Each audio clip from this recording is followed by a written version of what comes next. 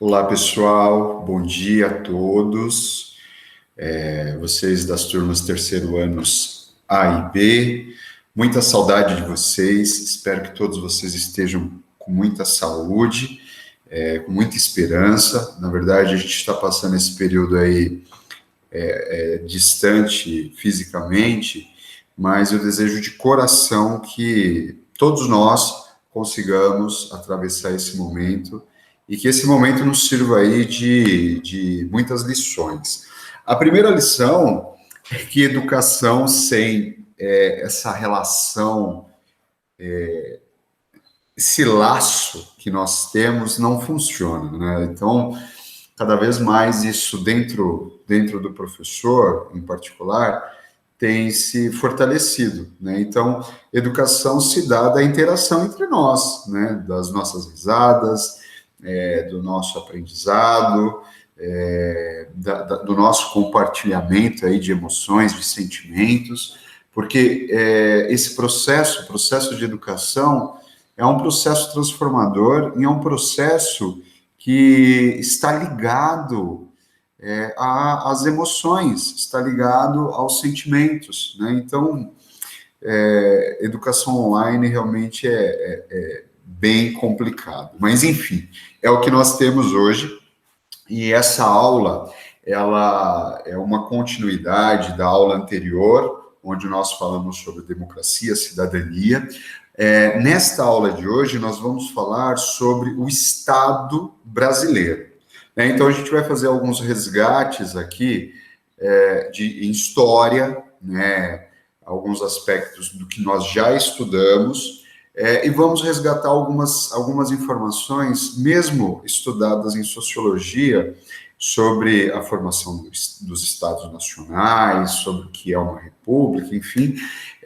Espero que vocês gostem. Não será uma aula complicada, eu prometo, e eu desejo que vocês possam se manifestar, mandem e-mail, critiquem, né? Coloquem a posição de vocês, mesmo por e-mail, se for necessário, e me incluam aí no grupo de WhatsApp de vocês, para que a gente possa conversar conjuntamente, certo? Na verdade, o professor está preparando tudo com muito carinho para que vocês possam, de certa forma, não serem prejudicados nesse momento aí da pandemia. Então, olha só, galera, a gente vai falar um pouquinho, iniciar uma discussão, na verdade, essa conversa sobre política no Brasil, o professor dividiu em duas aulas, né? Então, essa aula e uma próxima aula que nós teremos. É importante nós entendermos o seguinte, na verdade, o professor já até conversou com vocês sobre isso. A nossa aversão em relação à política,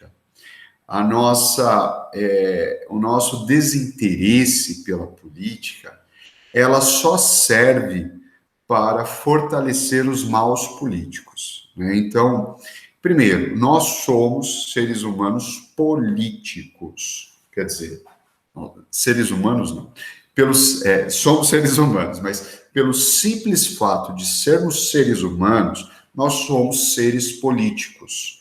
Os animais não são, nós somos. Por quê? Porque a política é a arte da negociação. Então, o tempo todo, eu e vocês, nós estamos negociando, né? Negociamos os casais, né? Negociam com seus companheiros, com as suas companheiras, dentro do ambiente do trabalho, há um jogo político, dentro das relações sociais, existem, né, movimentos de negociação. Então, somos seres políticos, né?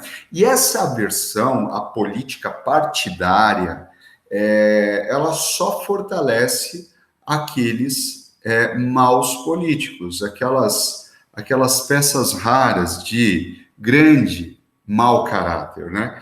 Então, a gente vai fazer um resgate sobre a questão primeiro a questão do Estado no Brasil, depois a gente vai falar sobre o sistema político partidário brasileiro. Então, para entender a política no Brasil, é necessário, gente, entender que aquele que detém o poder político aqui no Brasil é o Estado. Então, o Estado, ele detém esse poder.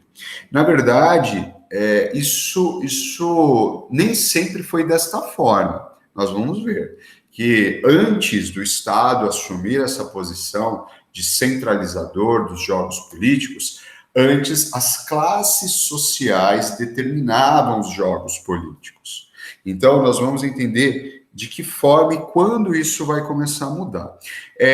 O objetivo dessa aula é respondermos duas perguntas. Por que a máquina do Estado se tornou tão grande?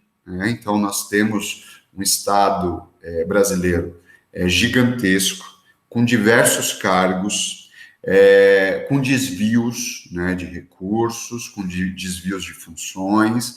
Temos um Estado ineficiente, né, muitas vezes inoperante, né? Então é um Estado gigantesco, mas que funciona aí, digamos, sem cumprir a sua missão. E a segunda pergunta, a segunda questão é: qual é o tipo de burocracia que existe aqui no Brasil? A burocracia, que é uma forma de controlar essa estrutura gigantesca que nós temos e tentar evitar corrupção, escoadouro de dinheiro público, enfim. Então, é isso mais ou menos que nós tentaremos responder aqui nesta aula. Aqui, nessa imagem, eu coloquei para vocês aqui o centro do poder, né, do Estado aqui no Brasil, que é o Brasília, né? Nós temos aí o Congresso Nacional e as diversas pastas do Poder Executivo, que são os ministérios, né? Ministério da Educação, Ministério da Saúde, etc. Seguindo aqui, olha, galera. Então, é importante nós relembrarmos o que é o Estado. Lembram-se lá atrás que nós vimos a definição? O Estado é esta máquina, certo? Essa máquina burocrática, com diversos setores, departamentos, ministérios, empresas, né? Empresas estatais, por exemplo, a Petrobras. Então, o Estado é a máquina. E quem fará com que essa máquina opere, quem vai ligar esta máquina, fará com que ela funcione, enfim, ela se movimente, é o governo, que é eleito por nós, né? Então, o Estado é essa máquina, e aí o governo tem a função de fazer com que esta máquina ela possa andar. A estrutura de poder do Estado, galera, é isso que eu falei. Então, são os diversos ministérios, as diversas empresas estatais, os diversos funcionários, né? Então, o Estado mais caro do planeta é o Estado brasileiro. Então, mas o que nós vamos observar aqui é como esse Estado ele se organiza. Então, nós temos aqui, nós podemos dividir, eu coloquei aqui no slide para vocês, o Estado dividido em três esferas, né? Então, nós temos aí o setor governamental, que são os ministérios, que são as secretarias, que são as agências. Então, o Estado, o setor governamental é aquele que vai administrar, é aquele que vai executar, é aquele que vai tomar decisões. Aí nós temos o setor produtivo dentro do Estado, que são as empresas públicas, por exemplo, a Petrobras. Então, a Petrobras, ela, por exemplo, ela é o setor produtivo do Estado. Então, nós temos o setor governamental, que é a administração, nós temos o setor produtivo, que é a produção de algo. Por exemplo, a Petrobras é petróleo. E o setor financeiro do Estado, que seriam os diversos bancos. Então, o Banco do Brasil, Caixa Econômica Federal, o Banco Nacional de Desenvolvimento, o BNDES. Então, é o setor financeiro do Estado. Então, olhem só, essa organização burocrática do Estado está dividida entre setor governamental, que vai administrar o Estado, o setor produtivo, que vai produzir algo, por exemplo, a Petrobras, e o setor financeiro, que são os bancos, que vão financiar obras, que vão emprestar dinheiro para empresas. Tudo bem? Seguindo aqui, olhem só, eu coloquei as seguintes informações aqui. Então, até o século XIX, né, então nós estamos falando aí de 1898, 1899, até o século XX, né, as classes sociais, elas eram os agentes aí de mudanças, de transformações, certo? Então, fazendo uma correção aqui, a gente está falando aí daquele período lá da política do café com leite, né? Então, o fim da política do café com leite será em 1930, como nós vimos em história, a revolução feita por Getúlio Vargas, né? Então, até a revolução de 1930, que está aqui, ó, destaquei para vocês, o Estado, na verdade, estava nas mãos dos setores produtivos. Quem que mandava? Eram os grandes fazendeiros, né? Então, até 1930. Então, sobretudo, fazendeiros paulistas e fazendeiros mineiros, né? Então, era lá a tal da política do café com leite. A partir da revolução realizada por Getúlio Vargas, em 1930, há, então, uma mudança do papel do Estado. O Estado passa a agir, né, de forma mais presente. Ele passa a ter uma força, um poder sobre os diversos sistemas produtivos.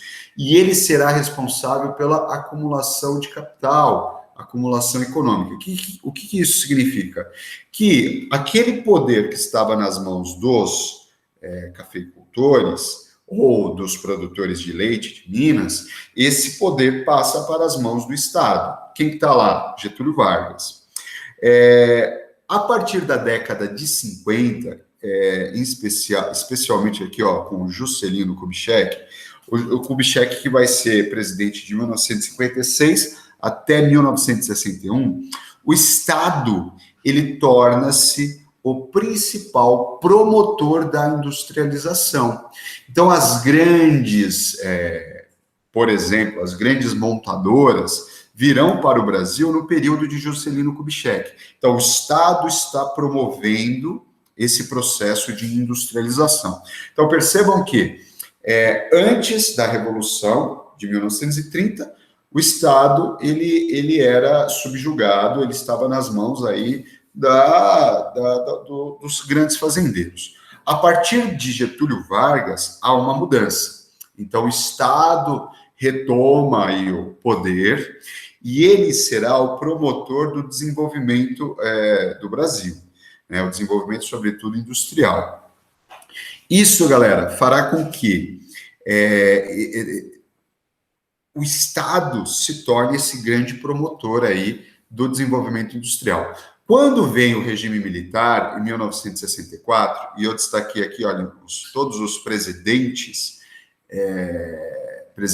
militares, né, começando com Castelo Branco, Costa e Silva, Médici, Geisel, e terminando com Figueiredo, onde nós teremos aí a abertura, né, a democratização do Brasil.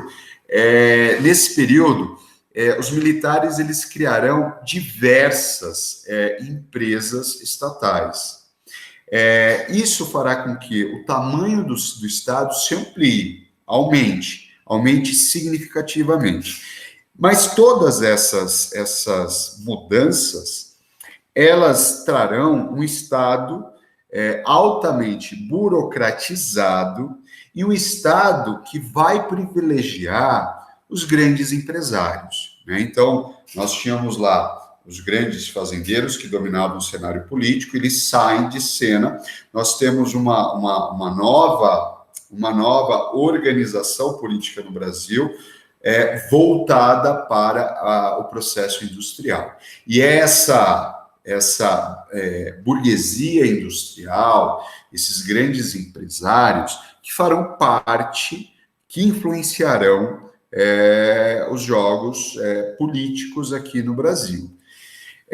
A República Brasileira, gente, ela teve início, como nós vimos lá atrás, tá? Em história. Ela teve início com um golpe dado por militares contra Dom Pedro II, né? Então, foi feita toda uma organização entre militares, a burguesia local, sobretudo a burguesia paulista e carioca, além da igreja e de outros setores que apoiaram esse movimento golpista. Então, Deodoro da Fonseca e Floriano Peixoto cavalgaram sobre a cidade do Rio de Janeiro e deram 24 horas para que o rei Dom Pedro II fosse embora para Portugal. E aí nós tivemos, então, a proclamação aí da República em 1889. E essa República, ela ficará conhecida como a República lá do café com leite, a República Oligárquica. Por quê? Quem mandava eram os grandes fazendeiros paulistas e fazendeiros mineiros. Essa República, ela vai contar com uma irrisória participação política. Lembram-se? 5% da população brasileira podia participar da política. Por quê? A Constituição que foi criada para essa nova república, ela era uma Constituição oligárquica. Por quê? Ela só dava privilégios de participação política aos homens ricos, né? Então, quem eram esses homens ricos? Eram aqueles que sabiam ler e escrever. Quem não era? 95% da população, formada por analfabetos. Então, apenas 5% da população votava nesse período. Então, aqui eu coloquei, né, algumas imagens. Então, aqui tem uma tirinha, ó, aperta o 1, depois o 5. Sim, senhor coronel, isso daqui é a política lá do café com leite. Lembrando que não existia urna eletrônica. Lembrando que a eleição ela era declarada em voz alta, então sempre tinha ali um capanga do coronel acompanhando a eleição desses 5% aí da população. Aqui tem uma outra informação, né? Aí justamente a política do cabresto, né? Feita por coronéis. Galera, posteriormente à política do café com leite, como o professor já comentou, o Brasil terá duas ditaduras, né?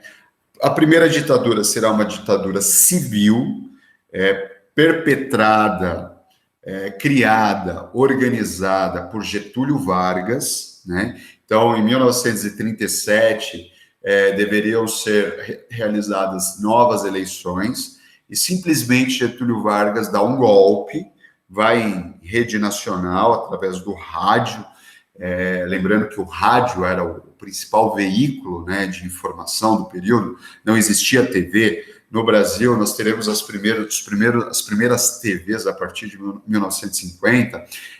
Então, o Estado, o Getúlio Vargas vai em rede nacional, por meio do rádio, e vai dizer que ele não vai sair, que ele está criando a política, o tal do Estado Novo, que vai durar até o fim da Segunda Guerra Mundial, em 1945. Vocês que viram, né, na última aula de história aí, Segunda Guerra Mundial. E aí, galera, nós teremos, além dessa ditadura civil de Getúlio Vargas, que vai de 1937 até 1945, nós tivemos a ditadura militar. Getúlio Vargas não era militar, portanto, a ditadura que ele criou era uma ditadura civil, porque ele era civil. A ditadura militar, que é uma ditadura que foi organizada pelos militares, essa ditadura vai durar de 1964 até 1985. Então, galera, nesse conjunto aí, nessas contingências históricas, primeiro, uma ditadura, primeiro, um golpe, lá em 1889, que criou uma república. Mas aquela república era uma república oligárquica.